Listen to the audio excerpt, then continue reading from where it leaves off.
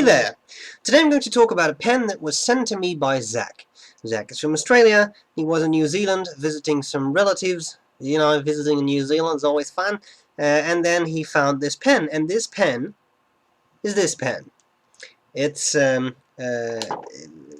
aren't really sure. It was marketed as W.H. Smith, so I was able to find a picture of this pen online, which does seem to suggest this is a sort of a house brand of W.H. Smith.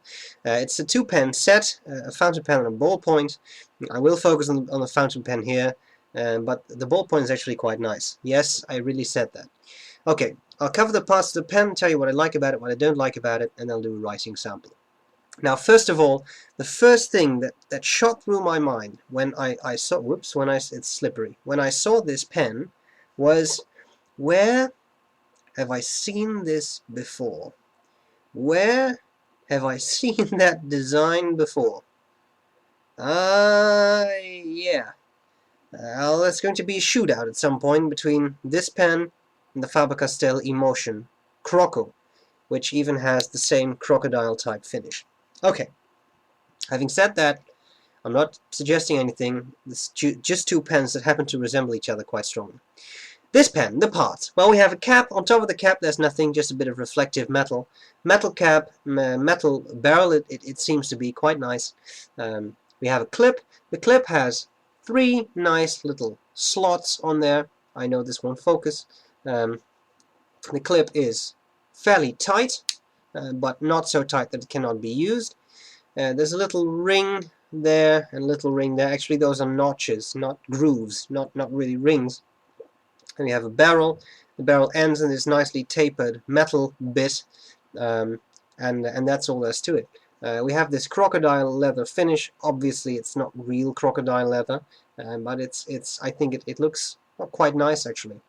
The cap is a slip cap, so not a screw-on cap. I'll come back to the cap in a second. We have this section. I've seen that section before. You see this on a number of pens that are extremely expensive. Having said that, I don't think there's anything wrong with it. It's smooth but not slippery. It has this metal ring, which I'm not sure. No, it doesn't seem to unscrew on this pen. I do get some ink, more ink on my fingers. We have a nib. The nib looks like a fairly standard nib. It says Iridium Point, Germany. What I like about it is the very simple design. It has, I can't show you this, it will not focus, but it has a breather hole, then you have the nib slit, and out from the breather hole there are two more grooves, making it look a little bit like a trident or something. Now, I think that looks quite cool. Regular nib and feed. Doesn't look too fancy. Zach was kind enough to provide me with a standard international cartridge. The answer to your question, Zach, was yes, it did fit, but I happen to have a couple of these Chinese converters lying around, which are universal, and I just slipped that in. It works well. Maybe I should show you the size. So on posted, it's a decent size. It's not a huge pen, but it's not small or anything. It's just a bit narrow. You could try to post the cap, but I would not advise doing so. First of all, it doesn't really seem to stick. Second of all, this is something I've seen on a couple of pens now. These are not extremely expensive pens, and they have inner caps that look like this. I know you can see that. I know you probably won't see that very easily, but you see the white plastic in there? I'll put that a bit closer. You can. I know this isn't in focus, but at least you will see the white plastic. The plastic is the inner cap, that makes sure that the cap clicks in place. There's a little lip at the very end of the section. It clicks in place, does an excellent job, keeps the cap in place, but the plastic on that inner cap is quite thin. And when you post this, at some point you'll hear a crack, and the inner cap is gone. There's just a crack. It will still keep the cap in place, but it will be on there much looser, and if you swing it up like this, it's likely that your cap will fly off. So when you use pens of these type, please check out the inner cap and make sure you don't accidentally ruin your inner cap, because that would be a real pity. This one, everything's fine. Okay, so posting it is not really an option, which is a bit of a problem for people with very large hands. I'm not saying I have very large hands, but I know there are people who have even larger hands than I have, and I could imagine they may have some issues with writing with this pen. Okay, let's spend just a couple of words on the ballpoint, which is actually quite nice, I think. A very similar design in the cap, etc. So I won't have to go over all of that. It also has this snake skin stuff. Sorry, crocodile skin going on. Um, it has that same clip. It's a twist action ballpoint. You probably couldn't see the nib coming out there, but you see that? You twist it, and it works. You just unscrew the whole thing, and then this springs out. You have the cartridge, and you have the spring, which is actually was on there very tightly. And this thing performs. It's a ballpoint, I know, and I'll probably go to hell for saying this, but it's a very smooth, nice, pleasant to use ballpoint. So, you know, this is something you could carry every day. It looks a little refined, and it writes well. That's all it's doing. Okay, what do I like about the pen? What do I not like about the pen? Well, I like its looks. I think it looks quite cool. Again, there's some parallels with the emotion. I don't know which one came first. I'm not saying they were copied from each other or whatever. They just, you know, it could be a coincidence. They just look a lot alike. I like the looks. I like the feel. A lot of metal, decent weight. For some reason, I got the feeling the ballpoint is even heavier than the fountain pen. It also seems to be just a little bit bigger, and I get the feeling a little wider, but I didn't measure that. So I like that. I like the feel. I like the weight. I like the way it feels that this faux leather stuff feels pretty decent, I would say. So a lot of things I like. The nib performs, gives a little bit of feedback. It's a little bit dry, but it writes well. It skips occasionally on the diagonal upstrokes, but you know, all of these things you can fix yourself. Make it a little wetter, use a brush shim, put it in there, it'll work. Smooth it out a little bit with some micro mesh.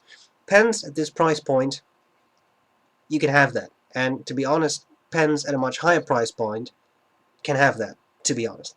So I don't think it's an issue. I always enjoy working on that a little bit. You get a pen that will write. It's that simple. It'll get the basic jobs done. So you may want to refine that a little bit. Okay, what do I not like? Well, I've already told you about that inner cap. I don't really like that design where you can accidentally crack stuff without you knowing it.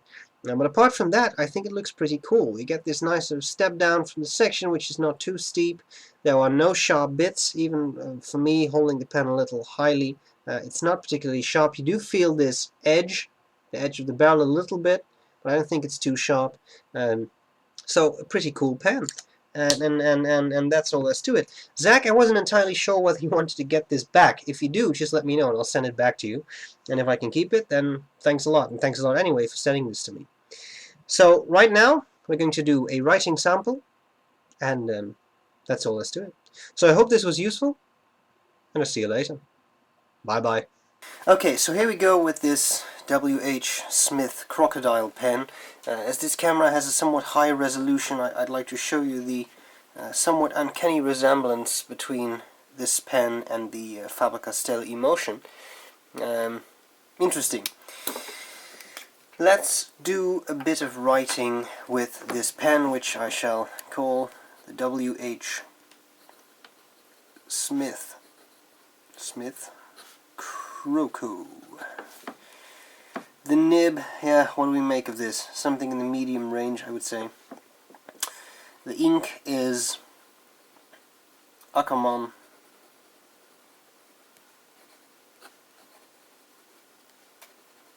Mauritshuis Magenta. Let's do a bit of writing.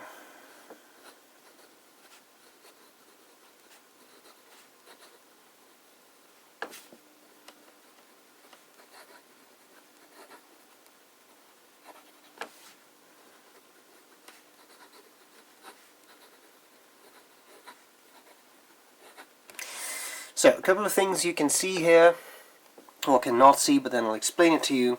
There was a little bit of skipping on these diagonal upstrokes. That is not uncommon, but you could work a little bit on that. Overall, it's not the wettest of pens, so probably if I would make it a little wetter, that's a simple operation. I have videos on my channel on how to do that. You would lose this skipping. Furthermore, there is some feedback. Not extremely bad, but it's there. I probably would want to smooth out this nib just a little bit. Let's do a little bit of fast writing, see whether we can induce some more skipping.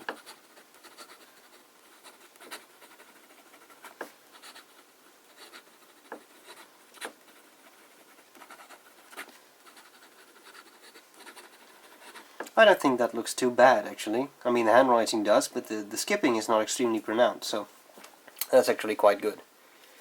Maybe let's check out the line variation. As you can see, you can get some under some pressure. I don't even have to press down too hardly. You can get out some very decent, nice line variation, I would say, which is quite cool. Then I would like to test the wetness of the pen by just creating a patch of ink. This ink is not particularly dry. It's a well-performing ink. You can see there's quite a bit of white in this writing sample, and it's almost immediately dry.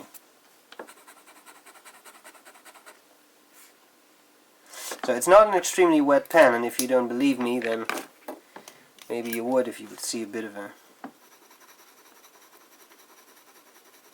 comparison. Now this is a wet pen.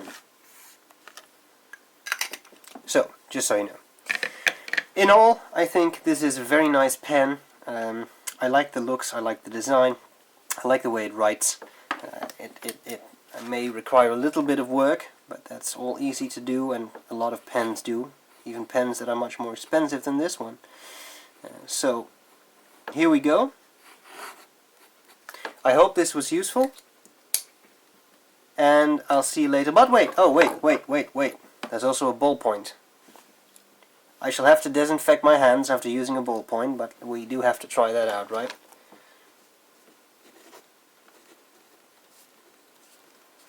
Very smooth, I have to admit, not scratchy. This may be smoother than the fountain pen. It gives less feedback. Wow, that's very impressive. So if you're looking for an interesting ballpoint, apparently this is an option too. So here you go. This is really the end. I hope this was useful, and I'll see you later. Bye bye.